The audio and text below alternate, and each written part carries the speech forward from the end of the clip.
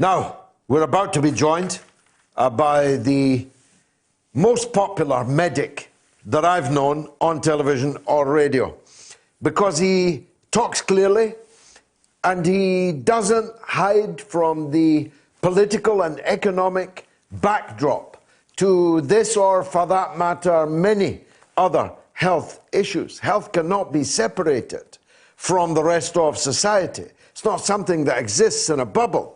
If an economy, if a society is not taking care of people's health, is not properly investing in its health system, then people are going to get sick, not just from the coronavirus. And I'm glad to say that Dr. Ranjeet Brar, NHS consultant, physician and vascular surgeon, joins me now by Skype, of course. Welcome, Dr. Ranjeet. Nice to see you. I hope you're still healthy. But of course, a lot of people that were healthy last week are not healthy this week. How does it all look to you so far? Pleasure to be with you, George. Thanks for having me on again. Again, it's been a week with many and rapid changes. So, as you say, I'm a vascular surgeon, and my practice is very much affected, but I'll start perhaps not talking about my practice, but those of my colleagues. I think the people who are really on the front line are those who are in our accident and emergency services, nurses and doctors, those who are in our intensive care units, nurses and doctors, our anesthetic colleagues who are increasingly being repurposed and recruited into anesthetics as our ITU care settings and emergency care settings, as are a lot of our general medical colleagues and even some of my surgical colleagues as well. The NHS is doing its absolute best to repurpose itself using the tools it has at its disposal. But I've been in touch with many friends and colleagues that I've made over my 20-year training and career within the NHS, up and down the country, and the picture they're painting. I was on a Turkish channel invited me to be on. I'm sure they must have seen me on your show, George. I'm otherwise an unknown figure, really. They invited me on, and I was privileged to be on with Roberto Caselli, who's a professor of intensive care medicine, and he's there at the heart of the epidemic in Italy, in Lombardy. And I'll come back to a couple of points he made in a second. But he pointed out that this is fundamentally different from other viruses, because there's still a lot of talk that this is simply the flu. And there's a lot of talk, and it was a point that I kind of made when I first started talking to you. The numbers are small, and comparing it to flu. But the fundamental difference I think that we have to appreciate between this virus and the flu is the fact that it does cause this severe acute respiratory syndrome. It does cause this, what he termed, Professor Caselli termed, a viral pneumonia, which is a good way of looking at it. And it's that which makes it so deadly. And although we know it spares, relatively speaking, the younger population, already I've spoken to colleagues who have been caring for people who are presenting with this virus, extremely short of breath, unable to breathe for themselves, who are as young as 20 and 30 and having to be intubated. If you look at the intensive care data that's coming out of the patients who have been admitted for intubation with this care, their average age is about 55 to 60, not old, George. And I bring these points up. Perhaps I'm saying things that are not unknown to your listeners, but there's an undercurrent. I think it's very strange for many of us to be restricted in our movements, restricted in our homes, locked down. We feel it's a relatively oppressive regime, though I think on the whole it is through persuasion that it's being maintained, but we can come back to some of the new legislation that's been enshrined around the coronavirus, because I think that's important as well, and possibly undermines the effort to actually persuade the public. But it's different because it is extremely dangerous, and perhaps 10% of the patients who catch it will need hospitalization, and perhaps 5% of the patients who catch it will need ventilation. And that leads us to look at the figures of how this has taken off. While in Wuhan, in China, the numbers have now really plateaued. They're genuinely static, and there are some fantastic documents and videos that are released to show just why that is, the incredible public health measures we've mentioned that they've managed to successfully put into place. But that is not the case for the world. For the world, this is really going into an absolutely exponential phase. So there are 700,000 cases around the world. But of course, those are the cases that have been tested and that we know about. There will be many, many more. And of those, 32,000 have died. That means on a world scale, of the total cases, and many of those do not have an outcome yet, people are still unwell. Of the total cases, we know that already 4% have died. That's a huge figure on a world scale. And if you look at Italy, you're looking much closer to 10, 11% of the confirmed cases have died. Now, that's a huge mortality figure. When I first spoke to you, we wanted to compare this pandemic in particular, or perhaps I did as a useful way of referencing it, the 1918-19 flu pandemic, the Spanish flu so-called. That had probably a mortality rate of 2% and caused 50 million deaths worldwide. The population of the world is much more dense now. If we were to assume that 80% of the population did get, the world population really did get this virus, and it's spreading very rapidly, it's not beyond the realms of possibility. That would be, you're talking then about 150 million or more people dying. And I really do think we have to say they're dying because of this virus, not just simply with this virus. Yes, we know that people who have comorbidities are more at risk, but I think we would have to clearly say that this virus is lethal to those people who catch it. Well, look, I'm powerfully moved by what you say, but there are a lot of people, actually they're beginning to drive me nuts, who say that this is all, I don't know who they've got in mind, that has persuaded you, me, Vladimir Putin, President Xi, and so on, what Western propagandist, what closet fascist who wishes to create a new world order, or all the other ludicrous allegations that are thrown. This is bloody serious, Ranjeet. It absolutely is, George, and I think it's an interesting undercurrent. I think partly we have to say our own governments and their initial responses to blame. They were very, very keen when this first happened to use it for cheap propaganda, point scoring against China, and somehow say that this was China's fault. But imagine if the entire leadership of the Chinese Communist Party, say their central committee, had come down with coronavirus.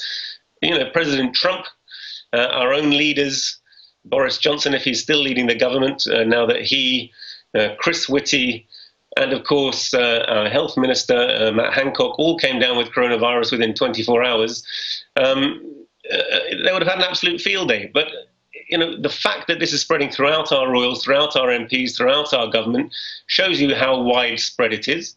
I mean, I do think it brings up a point about testing, that why is it that celebrities, royals, MPs are being tested? Why is it that royals are being told it's okay for them to go to their second home to protect them, whereas the general population are encouraged to stay, if they're lucky enough to have a second home, in their first home? You know, this is something that affects different people of different economic brackets very differently, but it is very real, and working people need to take it seriously. Of course, when our government initially said they were going to take it on the chin, let it run through the population, and all they did apparently to prepare was lay down emergency legislation, which is draconian and is repressive, because it has such measures as no more than 2 people should be allowed to meet, that people can be detained for 48 hours without any reason, that it gives unlimited ministerial power. So all of these are incredibly draconian measures that do arouse hostility and suspicion amongst wide sections of the population, particularly when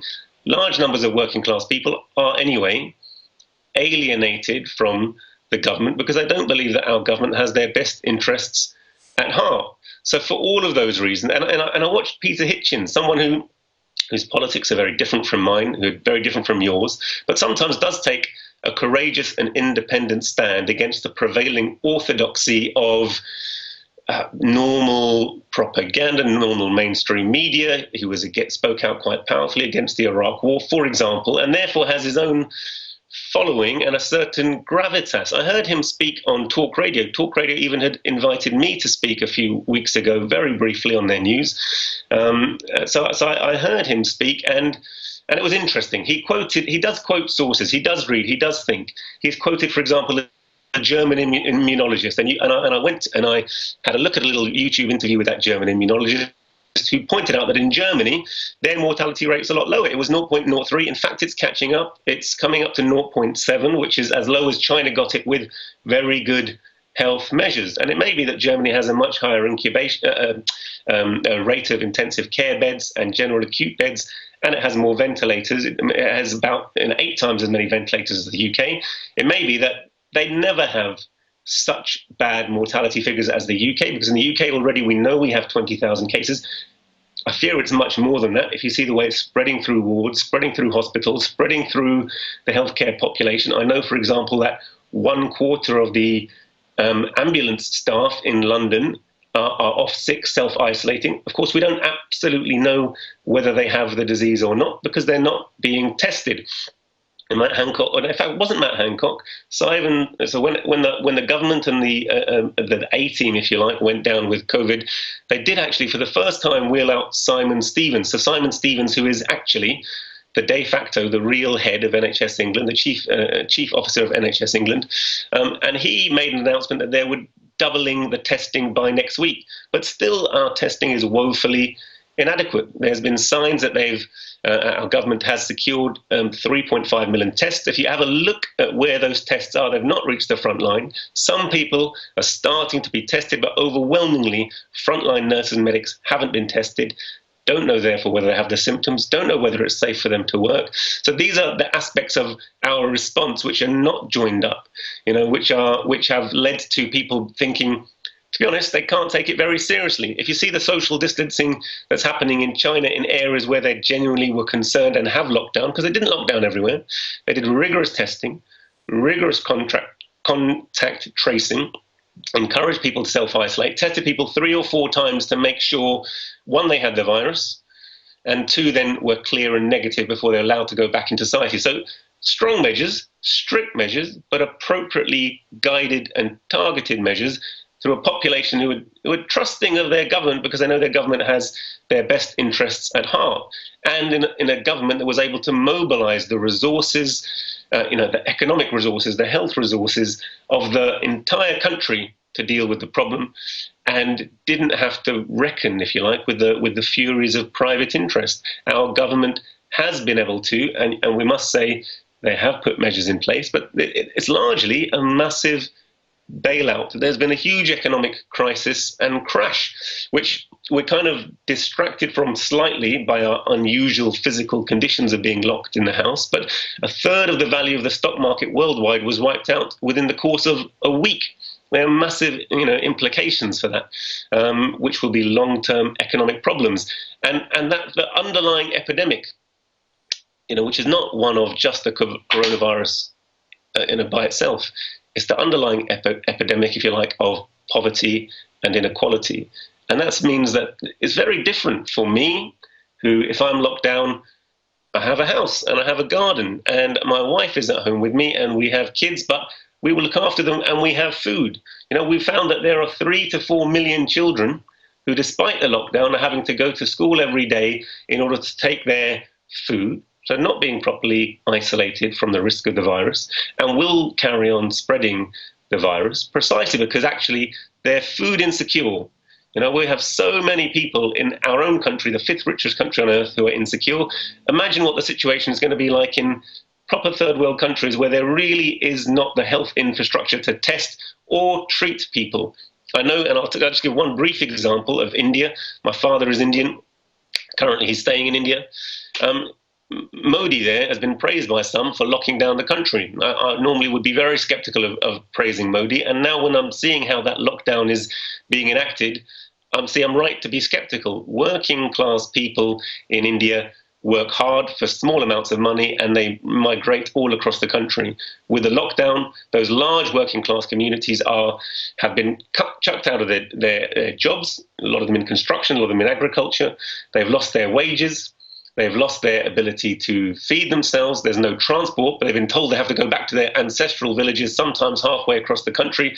So they're migrating, all over the country. And of course, India said they've got less than 1,000 cases. And what that really means is that there have been very few tests. My one hope is that what we're seeing with our proven tested cases are the extremely sick end of the spectrum, who are turning up in hospital disproportionately unwell compared to those who have mild disease and are not being tested. But the only way that we'll really know that is when we roll testing out on a much wider scale.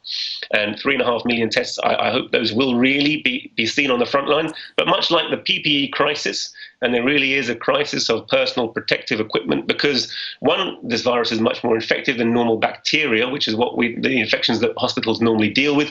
We haven't ever tried to stop the cold passing from person to person because it's not a very severe infection. This is more infectious than the cold, and a lot more deadly. So it is very hard to contain. And those kind of pictures from Lombardy, pictures from Spain, pictures from China that we've seen of that very full protective gear is what's needed, particularly for exposure-prone procedures, endoscopy, surgery.